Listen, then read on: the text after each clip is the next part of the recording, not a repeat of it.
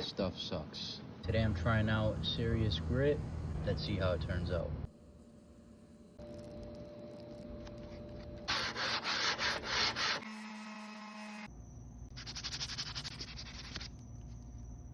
Got perfect little holes for your finger, good grip.